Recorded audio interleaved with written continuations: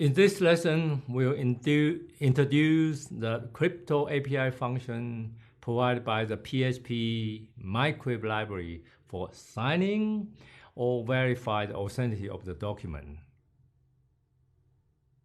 Here we show a PHP program that utilizes OpenSSL crypto function to sign a document with a file name plain.txt. The PHP program starts with $sign $PHP token. Once the PHP interpreter reads that, they understand that's the start of the PHP statement. It ends with $sign greater than some symbol token, the 2-character symbol. First, we see the program use file_get constant function to read a file into a variable, read all the content of the data into a variable $sign data. Then it reads in the private key from the file, in this case CS591 unencrypted key.pm. Into a variable PKeyID, private key ID for short. Note that this plaintext private key need to be protected with tighter access right because there is no protection there. The reason is the program need to read a plaintext without us having to type in the password phrase. The main crypto function for signing is called OpenSSL_sign. It takes in the data, which is the plaintext, the private key ID we just read in, the constant OpenSSL_algorithm_SHA-256. That's using the SHA-256 as a message digest and then sign it with a private key. Okay, we use those as an input, and the result of the function will produce output variable signature. Right, message digest encrypted with IS key is a signature. The constant specify SHA-256 message digest function. And the purpose is to generate the hash in the first steps of that function. The hash is then encrypted with a CS591 private key to produce a signature. So the figure at the end of the button of the view graph actually show you the actual process, which we discussed when we first talk about the signing. OpenSSL_free key is a function right after the signing.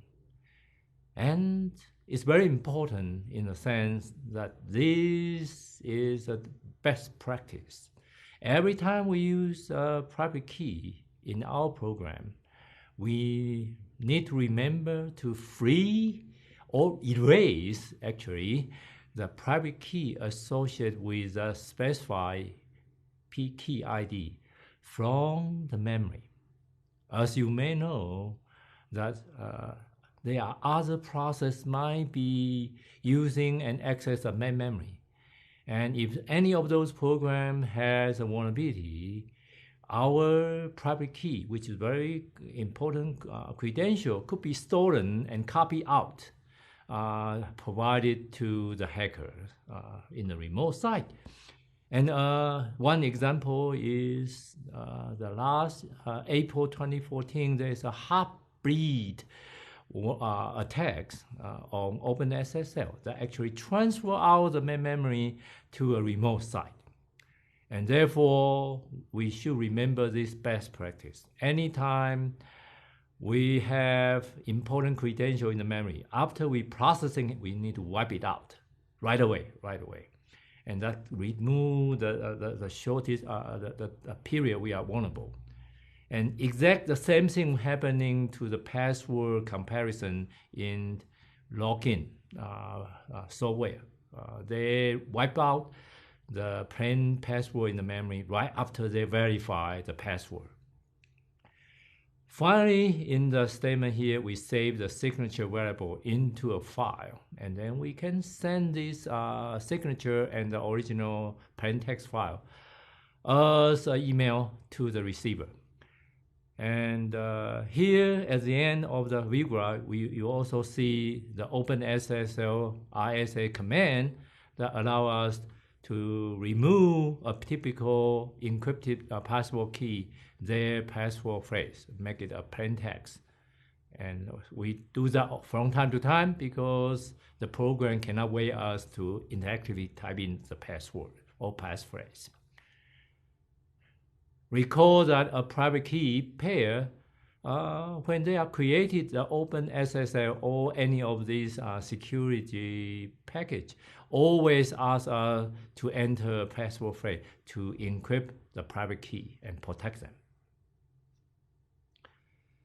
Here we show a PHP program that utilizes OpenSSL crypto function to verify the signature of a document.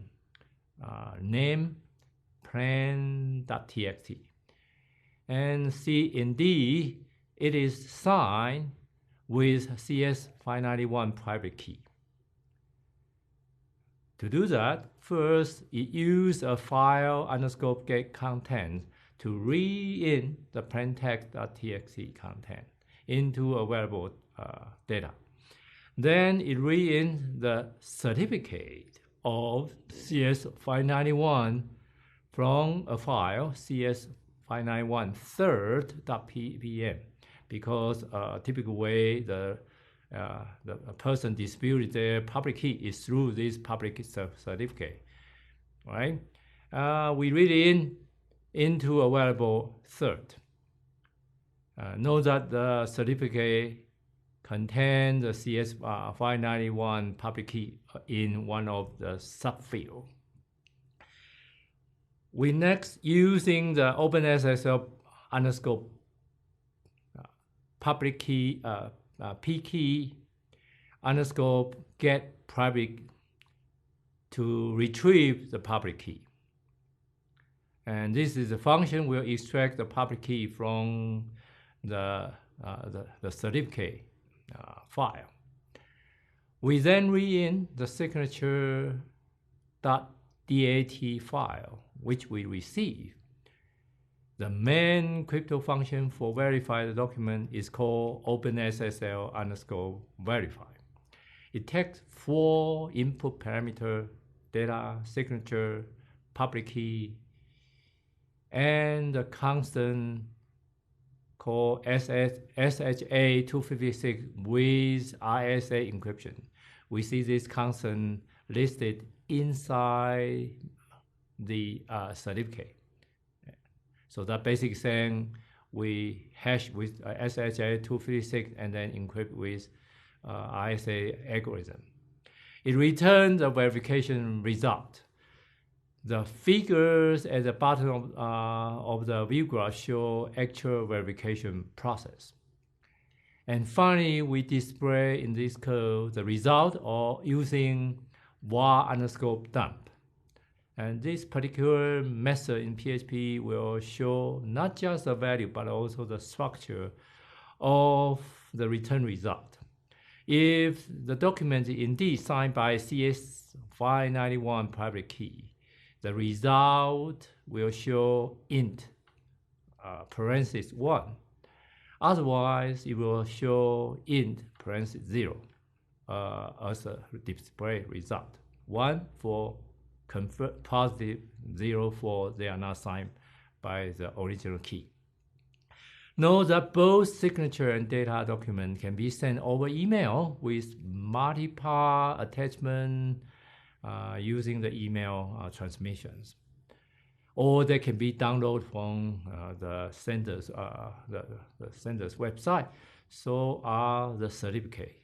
They can also download it by sender website or using the CA that contain the sign the sender certificate.